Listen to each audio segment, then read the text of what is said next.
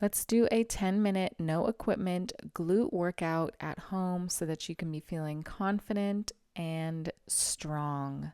Ladies, a lot of my confidence and my composure actually comes from physical training. I've been an athlete and a dancer most of my life, and I've really come to enjoy developing a strong mind body connection and having that inner conversation with myself during training. So I highly recommend it. What I'm doing here is I'm laying on my back on the floor. Feet are also on the floor, knees are up, and I'm pressing my lower back into the mat. So I'm making my spine straight against the mat, and I'm taking some deep breaths here. So that's all I want you to do. I took about 4 deep breaths in this position just to center myself, and now I'm going to start with glute bridges. So notice how I'm closing my eyes and I'm still breathing and I'm moving slowly. I'm moving with intention. This is how we learn how to slow down.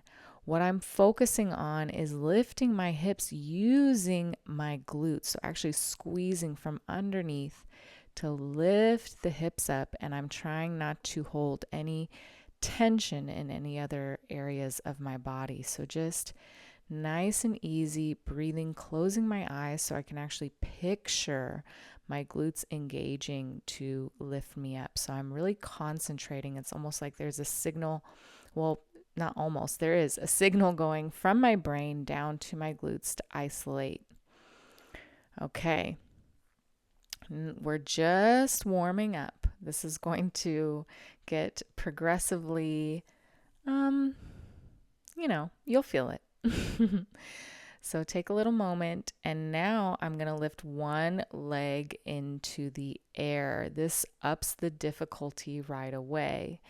And again, I'm trying to fire that glute up on the working leg, so the leg that's pressing into the floor.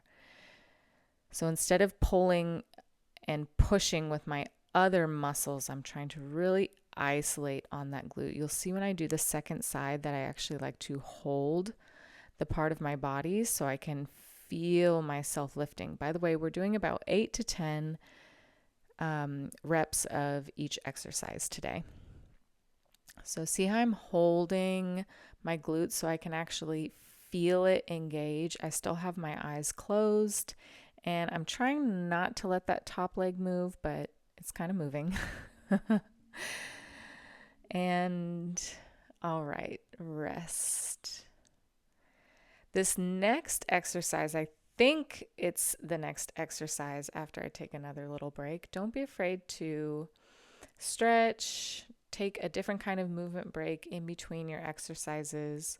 We have 10 minutes and we're not rushing, because what's most important is that you're doing these exercises actually connecting to the body. Okay, this is my favorite exercise. Let me speed up in my explanation because we're here. So I'm going into a glute bridge, and then I'm dropping one hip down at a time. And all I'm doing is practicing releasing the muscle and re-engaging it, especially on the glute. This feels really good, and it allows me to isolate my muscles back there. I'm smiling and laughing because I always think this might look a little silly, but it really helps me relax and fire up the muscle from behind. The reason why I got into glute training so much is because, having been a pole dancer for about 15 years and having been an athlete growing up, but specifically doing pole, it's very one-sided, and there was so much squeezing in. There's so much squeezing in and not much training to push out. So in the last couple of years, I've worked with a couple of different trainers and some Russian ballerinas to help me work on strengthening this part of my body after years of doing movements going in the opposite direction. So now we're going to do a fire hydrant. And I want you to find a tabletop position, and you don't have to have a band. The band is definitely adding more resistance, but you can definitely, I do this without a band all the time. So we're just going straight to the side.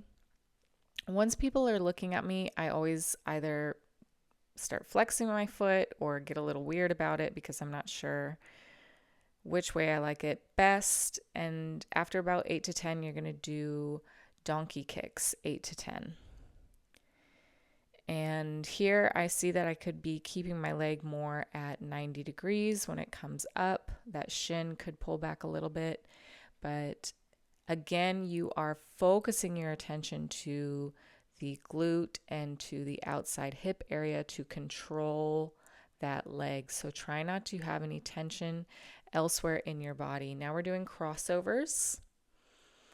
You could do 2 counts of 8 or a set of 8, and you're lifting your leg from one side to the other. Try not to twist and wobble during these exercises. So especially when I put the band on, I can feel that I'm trying to do some work with my arms, maybe with my neck. That's just, we all do it. We all do it, and you have to train yourself out of it. And again, that's why I love low impact, sort of meditative movement that strengthens my body, and it's easy for me to do at home. So I can just get that connection and get that strength without overexerting myself and making, my whole day revolve around the workout. So now we're doing the second side, and I thought I could see myself kind of pulling to the side in my upper body doing this, but it looks pretty good. Starting with the fire hydrants, isolating that outside of the hip on the top, going into donkey kicks, 8 to 10. And I definitely could fix my form here with the kick. You want that heel to drive towards the ceiling. And when I started this journey of training my glutes and forming that mind to muscle connection after so many years of just squeezing in and just doing pull, it took me quite a while to reliably fire my glutes. So if it doesn't feel like it's supposed to feel, don't stop. Keep going. Keep practicing. Keep doing the reps. We're on the crossovers. It takes practice. And this is why I'm saying this is what gives me the resilience. This is what gives me the unbotheredness. This is what gives me a lot of the composure, is I just know that I have to keep doing the reps. Growing up and doing ballet and doing athletic training gave me one of the best educations, specifically my ballet training.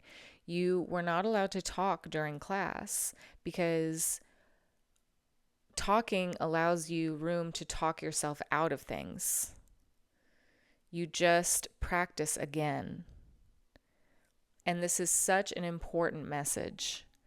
All right, now we're doing the final exercise, the clams. So you can do this without a band, and it'll be just as difficult, I promise. Toes together. You can put your hand behind your ear or wherever else it's comfortable, and now you're pushing up and opening the leg at the top. Pushing up and opening the leg at the top. I am feeling this, but I'm working on controlling my breath, working on controlling how I'm showing how difficult this is. Lift up and open.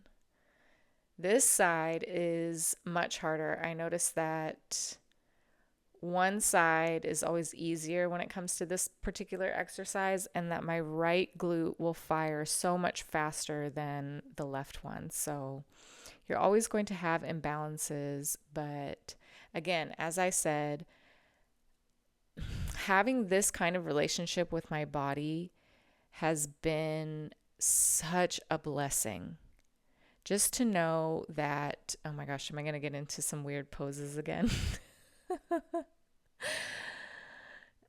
I'm just fixing the hair. Just to know that I can always come back to myself and that I can always find that connection. All right, so we're going to stretch now. The workout is over. I said it was 10 minutes. It's 10 minutes, but now we're going to stretch. Start in a downward dog. Then we're going to lift the legs up and open up. You'll see. But let me keep explaining this. So I can always connect back to my self-awareness, the body control and coordination that I've developed, which makes me feel safe and secure. It allows me to decrease my anxiety because I know I can slow down and I can be in control of how I'm moving. And it just brings that sense of calm when I'm able to do so. And it has allowed me to become more resilient and more composed. Like I said, when you can have the discipline to push through discomfort and work on something that isn't necessarily giving you instant reward. It has taken me years in my training to reach certain levels in terms of my engagement and coordination and the quality of movement that I have, the grace that I've developed.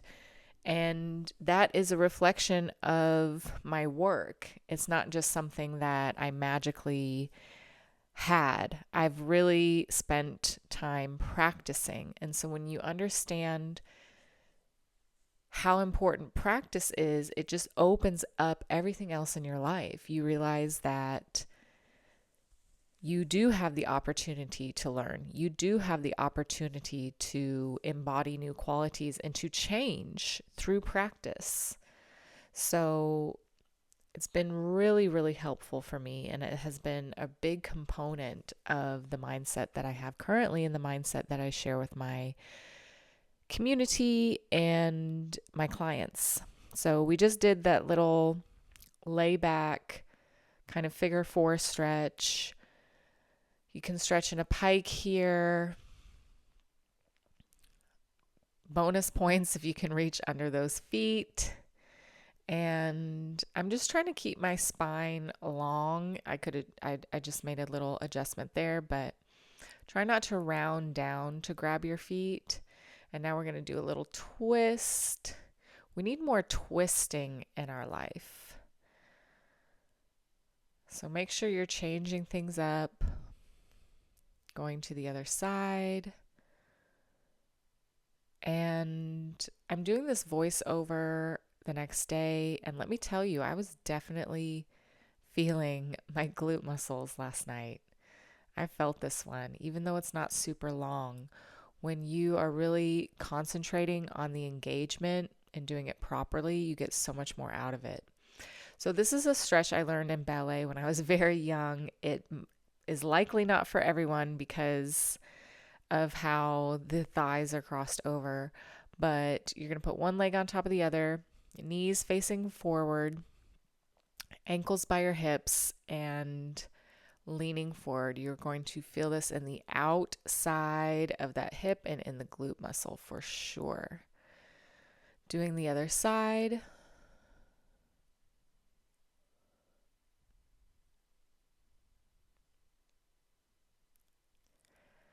As I said, this is not for everyone, so you can go back to a pigeon if you want, or try a pigeon stretch, go back to a twist, whatever you choose.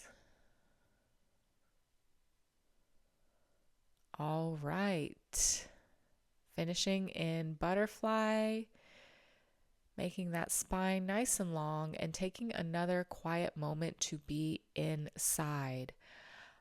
I am comfortable being in my own body. I want you to affirm that self. Say it in your, voice in your head with me. I am comfortable being in my own body. I am comfortable being in my own body.